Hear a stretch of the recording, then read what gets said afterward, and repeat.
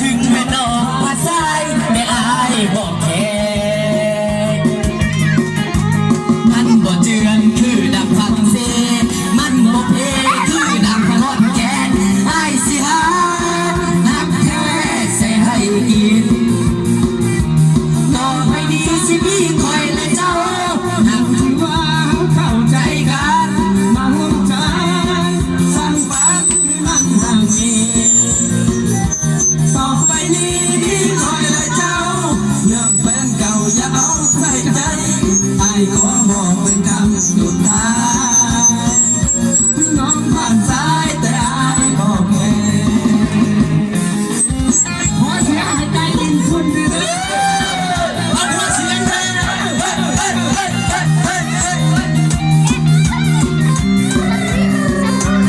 พอใจก็พอเงินติอันนี้จะมีแต่ใช้ก้อนเลยนะเดี๋ยวพันนะ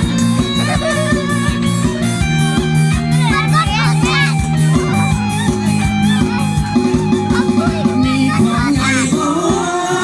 รักษาเจ้าก็ดีขึ้นฟ้าไอ้มาเห็นจึงเป็นคนหัวใจถึงแม่น้องทางซ้ายแต่อายบอกแค่มันบอกเรื่องถึงตัวฟังเสียมันบอกแค่ถึงการฟังแค่ได้เสียวหักแท้แค่ให้ดีเรื่องผ่านสายอายบอกถือสาบอกที่ว่าเขาเข้าใจกันมาจบใจสร้างฝันให้มันห่างมีต่อไปนี้ที่คอยและเจ้าเรื่องแฟนเก่าอย่าเอาใส่ใจไอ้ขอบอกจนคำสุดท้ายถึงน้องผ่านสายแต่ไอ้บอกแค่เป็นแม่ห้างก็อย่าสะแบงไอ้บอกได้แค่อดีตของน้องผ่านสายไอ้บอกแค่มันบ่เจือนคือจะพังเซ่พันมา2-3 มือมาจอดบนกันยังคือเก่าอยู่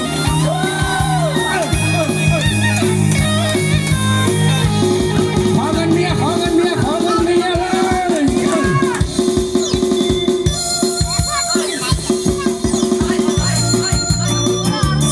18 ปีขึ้นหลังนี่เนาะเมียไปเสียเขา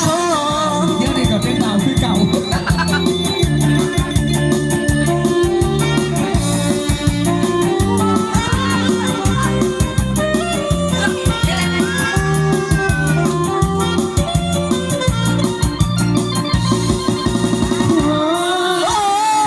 ไปเสียเขาอย่าพูดจะเป็นหัวทองเอานอนด้วยความจำเป็นตามคำสัญญาจะมาหาเมียแต่แล้วมีเรื่องจำเป็นถึงใจอายไม่ควรยืนกินเหล้าก็เมาจนมาหาบ่ได้จากขับรถย่างตามเสาไฟจริงไรนอนห้องแห่งข้างเคียงอย่าเข้าใจผิดคิดว่าผู้นอนคนนี้อยู่ไอ้นอนคนเดียวทางคืนคิดถึงเมียแทบขาดใจบาทเงินธนาคารนั้นมีดอกเบี้ย